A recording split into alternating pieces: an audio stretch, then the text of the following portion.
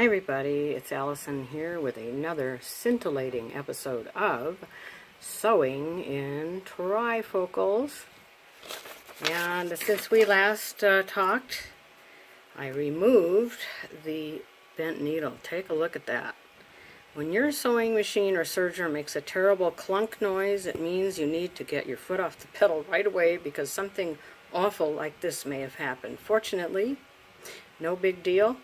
I did change out the needle, and if I move this back here you can see that I do have a head. And anyway, I did serge the two leg openings. There's one, there's the other, which hasn't been closed up yet. And my next step, I'm trying new technology. It's new to me, clippies, which you can use to hold your fabric together, and then either they drop off if your cutter's cutting the fabric at a certain point, or you're pulling them off as you sew. So I'm going to be using them here with the serger, and when I fold the fabric over the elastic, I think I'm going to try to use them so that that little hem is neater, because my other one kind of went all over the place. So here we go. We're going to do a little bit of serging, a little bit of sewing, and then I'll be done with pair of panties number 2, wherein I had fewer catastrophes other than the famous bent needle. Okay, for this next part I'm sewing the side seam of the panties, so I have to take it's hard to see, but I'm taking off the elasticator. I'm going to put on the regular foot. There goes my elasticator. Okay, so here's the regular all-purpose foot, which I'm going to attempt to put on gracefully here. I'm not a real expert at putting these feet on. And, gotta kind of slide it under here, and then if you can just kind of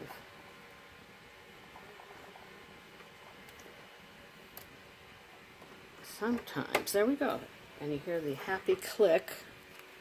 That means that your foot, as you can see here, it's on. Like I did last time that I was doing panties, when I was doing the side seam, I used my trusty friend, the laser light, the little $6 laser light thingy. And I have a goal here with these clippies to keep my sides nicely lined up. I'm gonna lower the knife too, because I'm gonna cut off a little this time. I'm trying to squeeze the fabric under the foot here. Okay, there we go. Okay, you hear that lovely click. My knife is down. I'm going to try to at least show you what's going on here. You can see, look here, I'm sewing with the lights off. I think if I were to unscrew the light bulb that's inside here, I could have the same effect. But I don't usually plan ahead like that, so I end up sewing in the dark. So you can kind of see, I have a good view of my little laser here. Okay, so here we are looking from kind of a different angle, and my goal is not to sew over any of these clippies. I have the off-brand, but the real brand is called Wonder Clips, and quilters use them. And to hold the binding, I've never tried that yet, but maybe someday I will. And it said these are good in place of pins for little ones who are learning to sew, so they're not going to be stabbing themselves with pins. And actually, like this clippy, it's just going to come off with the strip of fabric that's being cut off. It's still a good idea to go slowly, in my opinion. I've never done this before, so we'll see how our result turns out.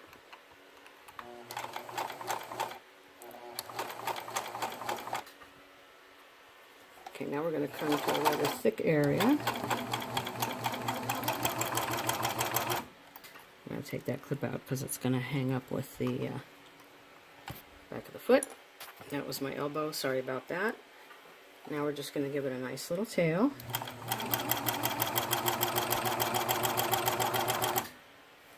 And cut off our little tail here. You can see my little laser friend there. One of the best investments I ever made, of only $6 or so. That's a big help for people who are not perfect, and I'm not perfect. In fact, God is the only one who's perfect. I do not sew like God. Okay, so here we have one side sewn, one side serged, I should say. And it came out pretty darn good, thanks to my friend the laser beam. And the next step to this flat construction, we have the other side open, just what the Singer book tells me to do. And I need to take this foot off, put the elastic foot back on, and we apply elastic to the top of the underpants. Then we sew the other side seam, and then we move over to our sewing machine for the final steps, and then I can try them on and see if I'm really an extra small. And as I've mentioned before, I haven't been an extra small anything probably since I was in high school, and I graduated in 1976, folks, so this is pretty funny to me. But if they want to call me an extra small, hey, whatever makes them happy. Here's where I keep my little feet. I only have 3. This is an older serger. It's a 93, and in addition to the regular foot, which is on here, and the elastic foot, which I'm going to put on, here's something I'm going to try in a future video, which is the beading foot. Now, I do have sewing machine feet for this from Creative Notions, but this is your foot for your serger, and it does have a tunnel, and I would think you could also do cording with that. And it looks like people really like it when I show special stitches and how-tos, like how to do the satin stitch or the lettuce stitch or that kind of thing. And it's fun for me too. I like sewing simple things and then putting fancy embellishments on. So look in the future when I have time for me to try out this beading foot. And I'm also going to show you guys how to use the pearls and piping foot from Creative Notions Creative Feet to apply beads and other decorative things on your sewing machine rather than your serger. Okay, so for this part I can turn the lights back on. That's refreshing. And once again, that gentle reminder, and that is, if your sewing machine or serger make a clunking noise, this terrible bent needle, which you can see here, might be the problem. Don't keep sewing. You'll just make matters worse. You might mess up your feed dogs or something and then have to take it to the shop. So stop what you're doing and check what's wrong. So here I go again, putting in a, actually, let me give this a tail first and just see if my serger is happy. That's always a good rule. See if your serger's happy before you start anything fancy. Sounds pretty happy, doesn't it? And you can see the little tail coming out, and it looks like it's supposed to. Happy little tail, like a little dog wagging its tail. And now we're going to lift this up. My method that I just made up myself, which is I sew until all the thread is going to definitely be on the elastic, so that it's in straight when you put your fabric in and everything comes out pretty smooth.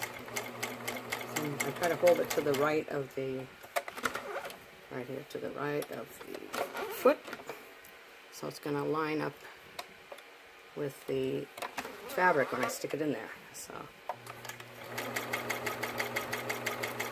let's see. And there you go, and look at that, it will stretch very nicely, which is my goal. Okay, so one important thing is we have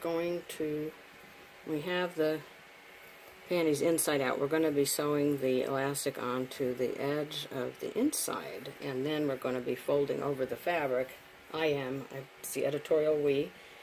When I go over to the sewing machine, I'll be folding it over and stretching it. I'll also be using my clippies again, so that everything will look neat and tidy, hopefully. I'm going to try them for the first time on the sewing machine too. Okay, so here, if I don't knock the camera phone down, we should be able to see sort of what I'm doing. I've got the fabric in here. I'm going to lightly stretch as I guide the fabric, and that.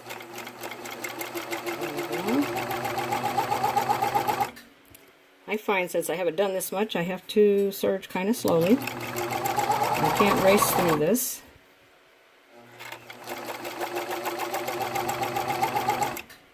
And I'm kind of keeping my fabric kind of lined up with the edge of this little white doodad right there, which is about where the cutter is.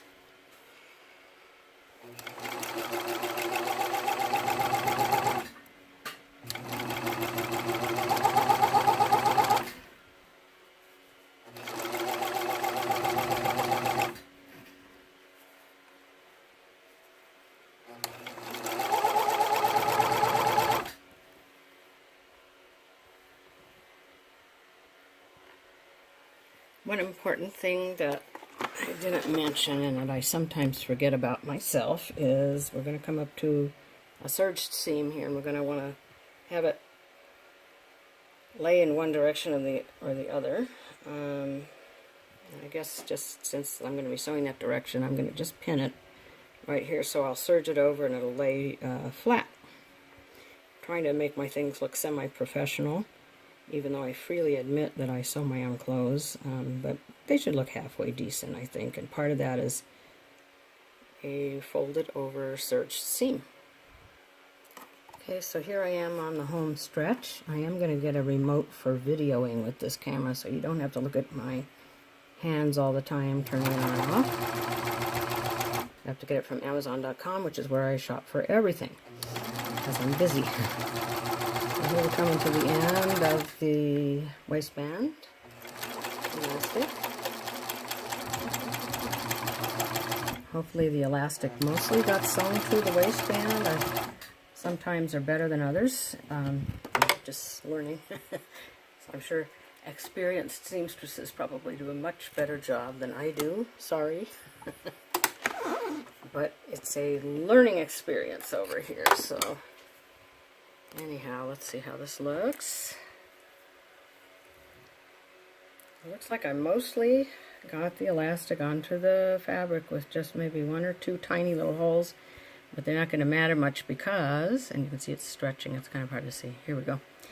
It's going to be folded over and stitched with a beautiful 3-step multi-zigzag, which will cover all blemishes on this. And now I have to put the other foot back on, the regular foot, which I won't bore you with, and I'm going to do the other side seam. And then we move over to the sewing machine.